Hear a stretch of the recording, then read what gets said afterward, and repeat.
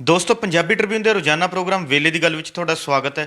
ਮੈਂ ਆਤਿਸ਼ ਗੁਪਤਾ ਤੁਹਾਡੇ ਸਾਹਮਣੇ ਹਾਜ਼ਰ ਹਾਂ ਤੇ ਅੱਜ ਅਸੀਂ ਗੱਲ ਕਰਾਂਗੇ ਕਿਸਾਨ ਅੰਦੋਲਨ। ਕੇਂਦਰ ਸਰਕਾਰ ਨੂੰ ਪੁੱਠੀ ਪੈਣ ਲੱਗੀ ਹਰ ਚਾਲ। ਸਾਡੇ ਨਾਲ ਇਸ ਵਿਸ਼ੇ ਤੇ ਗੱਲਬਾਤ ਕਰਨ ਲਈ ਵਿਸ਼ੇਸ਼ ਤੌਰ ਤੇ ਹਾਜ਼ਰ ਨੇ ਸਾਡੇ ਸੀਨੀਅਰ ਪੱਤਰਕਾਰ ਸ਼੍ਰੀ ਹਮੀਰ ਸਿੰਘ ਜੀ। ਹਮੀਰ ਸਿੰਘ ਜੀ, ਤੁਹਾਡਾ ਬਹੁਤ ਬਹੁਤ ਸਵਾਗਤ ਹੈ ਜੀ। ਜੀ ਸ਼ੁਕਰੀਆ। ਹਮੀਰ ਸਿੰਘ ਜੀ, ਕੇਂਦਰੀ ਖੇਤੀ ਕਾਨੂੰਨਾਂ ਖਿਲਾਫ ਸ਼ੁਰੂ ਹੋਏ ਸੰਘਰਸ਼ ਨੂੰ ਕਮਜ਼ੋਰ ਕਰਨ ਲਈ ਜਿਹੜਾ ਹੈਗਾ ਕੇਂਦਰ ਸਰਕਾਰ ਵੱਲੋਂ ਪਹਿਲੇ ਦਿਨ ਤੋਂ ਕਈ ਤਰ੍ਹਾਂ ਦੀ ਚਾਲਾਂ ਜਿਹੜੀਆਂ ਹੈਗੀਆਂ ਖੇਡੀਆਂ ਜਾ ਰਹੀਆਂ ਨੇ, ਪਰ ਉਹਨਾਂ ਨੂੰ ਸਾਰੀਆਂ ਚਾਲਾਂ ਜਿਹੜੀਆਂ ਹੈਗੀਆਂ ਇਹ ਉਲਟੀ ਪੈਂਦੀਆਂ ਦਿਖਾਈ ਦੇ ਰਹੀਆਂ ਨੇ। ਚਾਹੇ ਭਾਜਪਾ ਆਗੂਆਂ ਵੱਲੋਂ ਦਿੱਤੇ ਗਏ ਵਿਵਾਦਤ ਟਿੱਪਣੀਆਂ ਸੀ ਤੇ ਚਾਹੇ ਹੋਰ ਉਹਨਾਂ ਨੇ ਜੋ ਕੁਝ ਵੀ ਕਰਨ ਦੀ ਕੋਸ਼ਿਸ਼ ਕੀਤੀ, ਤੇ ਹੁਣ ਤਾਂ ਅਦਾਲਤਾਂ ਨੇ ਵੀ ਜਿਹੜਾ ਹੈਗਾ ਕਿਸਾਨਾਂ ਦੇ ਹੱਕ 'ਚ ਫੈਸਲੇ ਸੁਣਾਉਣੇ ਸ਼ੁਰੂ ਕਰ ਦਿੱਤੇ ਨੇ। ਅੱਜ ਅਸੀਂ ਸ਼ੁਰੂਆਤ ਕਰਾਂਗੇ ਕਿਸਾਨ ਜਥੇਬੰਦੀਆਂ ਵੱਲੋਂ ਦੇਸ਼ ਭਰ ਦੇ ਵਿੱਚ ਪਗੜੀ ਸੰਭਾਲ ਜੱਟਾ ਦਿਵਸ ਮਨਾਇਆ ਗਿਆ, ਜਿਸ ਵਿੱਚ ਵੱਖ-ਵੱਖ ਥਾਵਾਂ 'ਤੇ ਸਮਾਗਮ ਰੱਖੇ ਗਏ ਤੇ ਸਾਰੇ ਪੱਗਾਂ ਬੰਨ੍ਹ ਕੇ ਪਹੁੰਚੇ ਨੇ। ਅਸੀਂ ਜਾਣਨਾ ਚਾਹਾਂਗੇ ਅੱਜ ਦੇ ਦਿਨ ਦਾ ਮਹੱਤਵ ਕੀ ਹੈ ਤੇ ਇਹਦਾ ਕੀ ਸੰਦੇਸ਼ ਜਿਹੜਾ ਹੈਗਾ ਸਮਾਜ ਨੂੰ ਦਿੱਤਾ ਗਿਆ। ਬਿਲਕੁਲ ਸਾਂਝੇ ਸੰਯੁਕਤ ਕਿਸਾਨ ਮੋਰਚੇ ਨੇ ਸੱਦਾ ਦਿੱਤਾ ਸੀ ਕਿ ਅੱਜ ਸਰਦਾਰ ਅਜੀਤ ਸਿੰਘ ਦਾ ਜਿਹੜਾ ਜਨਮ ਦਿਨ ਹੈ ਅਤੇ ਉਸ ਨੂੰ ਲੈ ਕੇ, ਕਿਉਂਕਿ ਉਹਨਾਂ ਨੇ 1906 ਅਤੇ 7 ਦੇ ਦੌਰਾਨ ਜਿਹੜੀ ਪਗੜੀ ਸੰਭਾਲ ਜੱਟਾ ਲਹਿਰ ਜਿਹੜੀ ਸ਼ੁਰੂ ਕੀਤੀ, ਉਦੋਂ ਵੀ ਅਸਲ 'ਚ ਅੰਗਰੇਜ਼ ਗੌਰਮੈਂਟ ਨੇ ਖੇਤੀ ਦੇ ਕਾਨੂੰਨ ਬਣਾਏ ਸੀ ਅਤੇ ਉਹਨਾਂ ਕਾਨੂੰਨਾਂ ਦੇ ਖਿਲਾਫ ਬਹੁਤ ਵੱਡੀ ਇੱਕ ਕਿਸਾਨ ਅੰਦੋਲਨ ਸਾਬਤ ਹੋਇਆ ਸੀ, ਜਿੱਥੇ ਸਰਕਾਰ ਨੂੰ ਵਾਪਸ ਲੈਣੇ ਪਏ ਉਹ ਕਾਨੂੰਨ। ਔਰ ਸਰਕਾਰ ਨੇ ਕਾਨੂੰਨ ਤਾਂ ਵਾਪਸ ਲੈ ਲਏ, ਪਰ ਉਹਨਾਂ ਨੂੰ ਅਜੀਤ ਸਿੰਘ ਉਹਨਾਂ ਨੂੰ ਜੇਲ੍ਹਾਂ ਦੇ ਵਿੱਚ ਵੀ ਜਾਣਾ ਪਿਆ ਔਰ ਦੇਸ਼ ਨਿਕਾਲੇ ਵੀ, ਇੱਥੇ ਵੀ। ਪਰ ਉਹ ਅੰਦੋਲਨ ਦਾ ਇੱਕ ਐਡਾ ਵੱਡਾ ਅਸਰ ਹੋਇਆ ਸੀ ਕਿ ਉਹ ਅੰਦੋਲਨ ਦੇਸ਼ ਦੀ ਆਜ਼ਾਦੀ ਦੇ ਬਹੁਤ ਨੇੜਿਓਂ ਗਿਣਿਆ ਗਿਆ। ਉੱਤੇ ਮਹਾਤਮਾ ਗਾਂਧੀ ਤੋਂ ਲੈ ਕੇ ਸਾਰੇ ਦੇਸ਼ ਦੇ ਵੱਡੇ ਲੀਡਰਾਂ ਨੇ ਉਹਦੇ 'ਚ ਸ਼ਮੂਲੀਅਤ ਨੂੰ ਸਰਾਹਿਆ ਕਿ ਹਾਂ ਇਹ ਬਹੁਤ ਵੱਡਾ ਇੱਕ ਅੰਦੋਲਨ ਹੈ। ਅਜੀਤ ਸਿੰਘ ਦਾ ਆਪਣਾ ਵੀ ਪੰਜਾਬ ਨਾਲ ਇੱਕ ਇਸ ਲੈਵਲ ਦਾ ਨਾਤਾ, ਕਿਉਂਕਿ ਸੀਗਾ ਹੀ ਉਹਨਾਂ ਦਾ ਸਾਰਾ ਪਰਿਵਾਰ ਵੀ, ਉਹਨਾਂ ਦਾ ਭਤੀਜੇ ਸੀ ਸ਼ਹੀਦ ਭਗਤ ਸਿੰਘ ਅਤੇ ਸਰਦਾਰ ਕਿਸ਼ਨ ਸਿੰਘ ਵੱਡਾ ਭਰਾ ਸੀ, ਉਹ ਸਾਰੇ ਸੀ। ਔਰ ਹਾਲਾਂਕਿ ਕਿਹਾ ਤਾਂ ਇਹ ਜਾਂਦਾ ਸੀ ਕਿ ਉਦੋਂ ਉਹਨਾਂ ਦਾ ਇਸ ਪੱਧਰ ਦਾ ਇੱਕ ਕ੍ਰਿਸ਼ਮਾ ਜਾਂ ਇਸ ਪੱਧਰ ਦੀ ਸ਼ਖਸੀਅਤ ਵਿਕਸਿਤ ਹੋ ਗਈ ਸੀ ਕਿ ਪੂਰੇ ਦੇਸ਼ ਵਿਦੇਸ਼ ਦੇ ਵਿੱਚ ਹੀ ਅਜੀਤ ਸਿੰਘ ਦਾ ਨਾਂ ਪ੍ਰਚਲਿਤ ਸੀ ਉਹਨਾਂ ਦਿਨਾਂ ਦੇ ਵਿੱਚ ਵੀ, ਜਦੋਂ ਕਦੇ ਮੀਡੀਆ ਜਾਂ ਬਾਕੀ ਸਾਰੀਆਂ ਚੀਜ਼ਾਂ ਨਹੀਂ ਵੀ ਸੀਗੀਆਂ। 39 ਸਾਲ ਇਸ ਦੇਸ਼ ਤੋਂ ਬਾਹਰ ਰਹਿਣਾ ਪਿਆ ਉਹਨਾਂ ਨੂੰ, ਕਿਉਂਕਿ ਇੱਥੇ ਗੌਰਮੈਂਟ ਨਹੀਂ ਸੀ ਚਾਹੁੰਦੀ ਕਿ ਉਹ ਇੱਥੇ ਰਹਿਣ।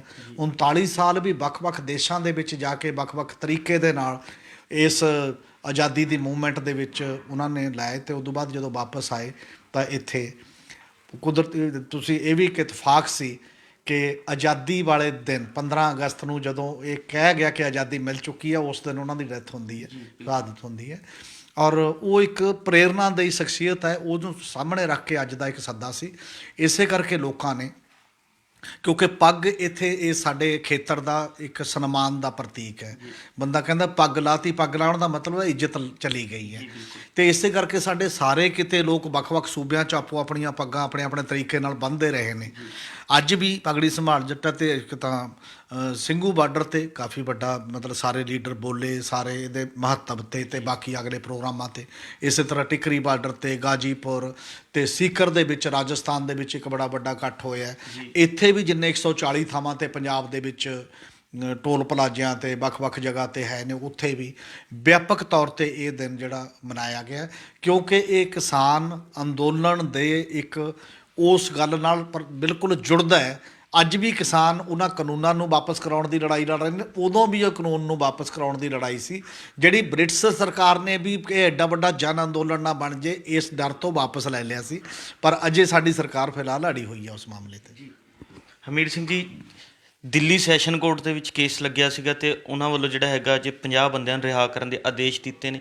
ਇਹਦੇ ਨਾਲ ਵੀ ਜਿਹੜਾ ਹੈਗਾ ਉਹਨਾਂ ਨੇ ਪੁਲਿਸ ਨੂੰ ਕਈ ਤਰ੍ਹਾਂ ਦੀਆਂ ਹਦਾਇਤਾਂ ਜਿਹੜੀਆਂ ਦਿੱਤੀਆਂ ਨੇ। ਅਸੀਂ ਜਾਣਨਾ ਚਾਹਾਂਗੇ ਵੀ ਕਿ ਕੋਰਟ ਨੇ ਕੀ ਹਦਾਇਤਾਂ ਦਿੱਤੀਆਂ ਨੇ ਤੇ ਕੀ ਜਿਹੜਾ ਹੈਗਾ ਕੋਰਟ ਦੀ ਅੱਜ ਕਾਰਵਾਈ ਹੋਈ ਹੈ। ਉਹਦੇ 'ਚ ਇਹੀ ਸੀ ਕਿ ਖਾਸ ਤੌਰ 'ਤੇ 26 ਜਨਵਰੀ ਤੋਂ ਬਾਅਦ ਜਿਹੜੀ ਉਹ ਘਟਨਾ ਵਾਪਰੀ, ਉਦੋਂ FIR'ਾਂ ਦਰਜ ਹੋਈਆਂ, 40 ਤੋਂ ਵੱਧ FIR'ਾਂ ਦਰਜ ਕੀਤੀਆਂ ਦਿੱਲੀ ਪੁਲਿਸ ਨੇ। ਉਹਦੇ ਤਹਿਤ ਸਾਰੇ ਲੀਡਰਾਂ ਦੇ ਵੀ ਨਾਮ ਵਿੱਚ ਪਏ ਹੋਏ ਨੇ ਕਿ ਜੀ ਇਹ ਵੀ ਦੇਸ਼ ਧਰੋਹੀ ਦੇ ਮੁਕੱਦਮੇ ਦਰਜ ਕਰਤੇ, ਕਿਸੇ 'ਤੇ 307, ਕਿਸੇ ਨੇ ਕੁਛ, ਕਿਸੇ ਨੇ ਕੁਛ। ਅਤੇ ਉਹਦੇ 'ਚੋਂ ਜਿਹੜੇ 122 ਬੰਦੇ ਜਿਹੜੇ ਅਰੈਸਟ ਹੋਏ ਨੇ, ਜਿਹੜੀਆਂ ਵੱਖ-ਵੱਖ ਜੇਲ੍ਹਾਂ ਦੇ ਵਿੱਚ ਨੇ, ਤਾਂ ਇੱਕ ਕਮੇਟੀ ਬਣਾਈ ਸੰਯੁਕਤ ਮੋਰਚੇ ਨੇ ਵੀ ਵਕੀਲਾਂ ਦੀ ਕਮੇਟੀ ਨੇ ਫਿਰ ਦਿੱਲੀ ਗੁਰਦੁਆਰਾ ਪ੍ਰਬੰਧਕ ਕਮੇਟੀ ਦੇ ਵਕੀਲਾਂ ਨਾਲ ਮਿਲ ਕੇ ਇਹਨੂੰ ਮਤਲਬ ਪਰਸੂ ਕੀਤਾ ਕੇਸ ਨੂੰ। ਔਰ ਹੁਣ ਤੱਕ ਅੱਜ ਤੱਕ 50 ਬੰਦੇ ਉਹਨਾਂ 'ਚੋਂ ਜ਼ਮਾਨਤ 'ਤੇ ਰਿਹਾ ਹੋਏ ਨੇ ਵੱਖ-ਵੱਖ ਟਾਈਪ ਦੇ।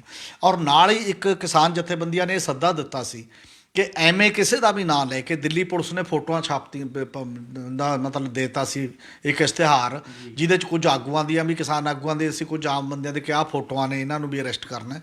ਤਾਂ ਸੰਯੁਕਤ ਮੋਰਚੇ ਨੇ ਸੱਦਾ ਦਿੱਤਾ ਸੀਗਾ ਕਿ ਕੋਈ ਵੀ ਪੰਜਾਬ 'ਚ ਦਿੱਲੀ ਦੀ ਪੁਲਿਸ ਆਉਂਦੀ ਹੈ ਕਿਸੇ ਨੂੰ ਫੜਨ, ਉਹਦਾ ਘਿਰਾਓ ਕਰ ਲਓ, ਹਿੰਸਾ ਨਹੀਂ ਕਰਨੀ, ਉਹਨੂੰ ਬੰਦ ਕਮਰੇ 'ਚ ਬਿਠਾਓ, ਚਾਹ ਪਾਣੀ ਪਿਲਾਓ, ਜਿੰਨਾ ਚਿਰ ਸਥਾਨਕ ਪੁਲਿਸ ਨਹੀਂ ਆਉਂਦੀ ਉਹਦੇ ਹਵਾਲੇ ਕਰੋ, ਤੇ ਕਿਸੇ ਨੂੰ ਅਰੈਸਟ ਕਰਨ ਦੀ ਗੱਲ ਨਹੀਂ। ਦੂਜੀ ਗੱਲ, ਜਿਹੜੇ ਉਹ ਸੰਮਣ ਭੇਜਦੀ ਹੈ ਉਹ ਸੰਮਣ ਪਾੜ ਦਿੱਤੇ ਜਾਣ ਜਾਂ ਇੱਕ ਕਾਪੀ ਕਿਸਾਨ ਆਗੂਆਂ ਤੱਕ ਪਹੁੰਚਦੀ ਕਰ ਦਿੱਤੀ ਜਾਏ, ਕਿਸੇ ਨੇ ਪੇਸ਼ ਨਹੀਂ ਹੋਣਾ। ਇਹ ਫੈਸਲਾ ਸੰਯੁਕਤ ਮੋਰਚੇ ਦਾ ਸੀ।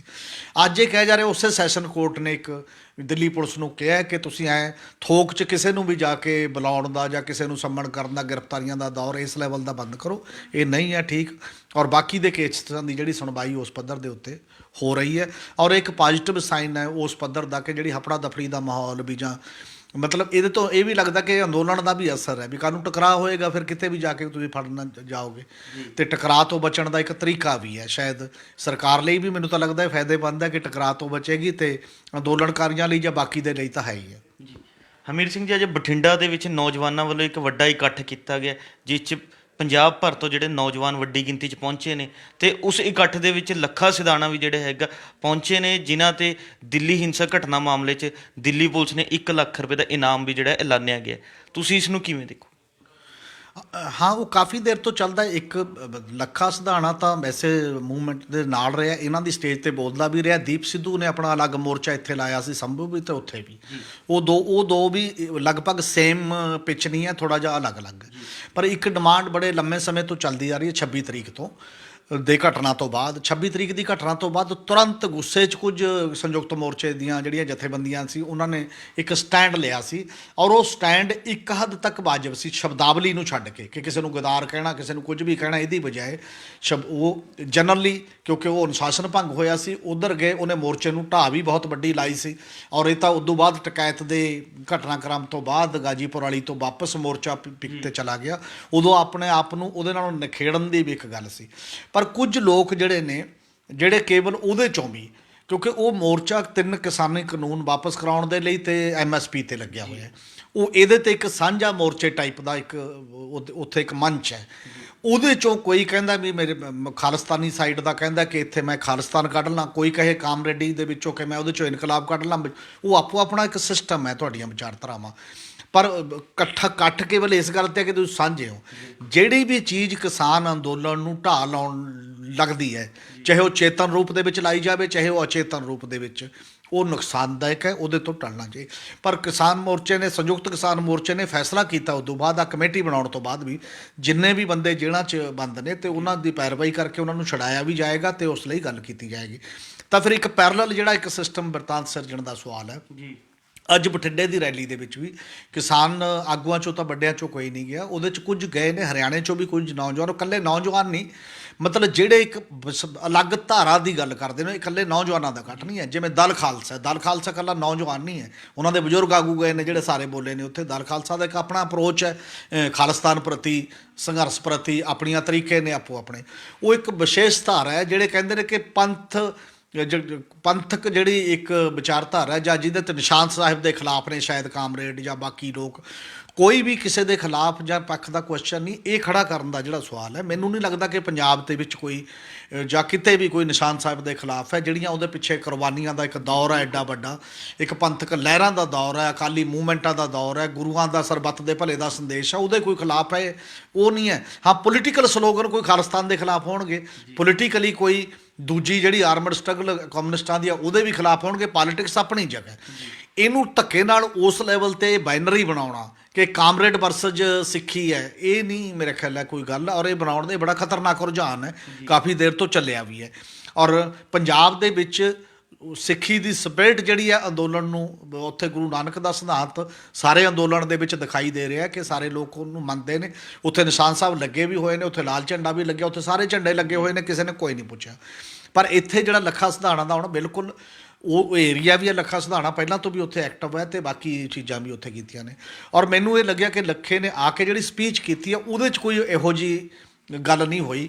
ਦੂਜੇ ਬੁਲਾਰਿਆਂ ਨੇ ਕੁਝ ਗੱਲਾਂ ਥੋੜ੍ਹੇ ਬਹੁਤ ਕੀਤੀਆਂ ਵੀ ਨੇ, ਕੁਛ ਨੇ ਮਤਲਬ ਗਾਏ ਬਗਾਏ ਖਾਲਿਸਤਾਨ ਦਾ ਵੀ ਨਾਂ ਲਿਆ ਮਾੜਾ ਮੋਟਾ ਇੱਧਰ ਉੱਧਰ, ਪਰ ਲੱਖੇ ਨੇ ਇਹੀ ਕਿਹਾ ਕਿ ਸਾਡੇ ਲਈ ਅੰਦੋਲਨ ਸਭ ਤੋਂ ਪ੍ਰਾਇੋਰਟੀ ਹੈ ਔਰ ਇੱਕ ਪੋਜ਼ਿਟਿਵ ਗੱਲ ਹੈ। ਨਾਲ ਇਹ ਵੀ ਕਿਹਾ ਕਿ ਸਾਰਿਆਂ ਨੇ ਉੱਥੇ ਜਾਣਾ ਚਾਹੀਦਾ ਹੈ, ਜਿਹੜੇ ਇਹ ਅੰਦੋਲਨ ਜਿੱਤਣਾ। ਜੇ ਅੰਦੋਲਨ ਹਾਰ ਗਿਆ ਤਾਂ ਹਰ ਟਾਈਪ ਦੀ ਪੋਲੀਟਿਕਸ ਹਾਰ ਜਾਏਗੀ ਪੰਜਾਬ ਦੀ, ਤੇ ਪੰਜਾਬ ਦੀ ਜੇਕਰ ਹੋਣ ਦਾ ਸਵਾਲ ਹੈ ਤਾਂ ਛੋਟੀਆਂ ਛੋਟੀਆਂ ਜਿਹੜੀਆਂ ਧੜੇਬੰਦੀਆਂ ਛੋਟੇ ਛੋਟੀਆਂ ਆਨਸਾਂ ਨੇ ਇਹਨੂੰ ਮਤਲਬ ਪਰੇ ਛੱਡਣਾ ਚਾਹੀਦਾ ਹੈ ਔਰ ਵੱਡਾ ਮਨ ਕਰਕੇ ਇੱਕ ਸਾਂਝੇ ਤੌਰ ਤੇ ਹੀ ਇੱਕ ਅੰਦੋਲਨ ਦੇ ਵਿੱਚ ਪਾਰਟਿਸਿਪੇਸ਼ਨ ਜਿਹੜੀ ਆ ਹੋਣੀ ਚਾਹੀਦੀ ਹੈ।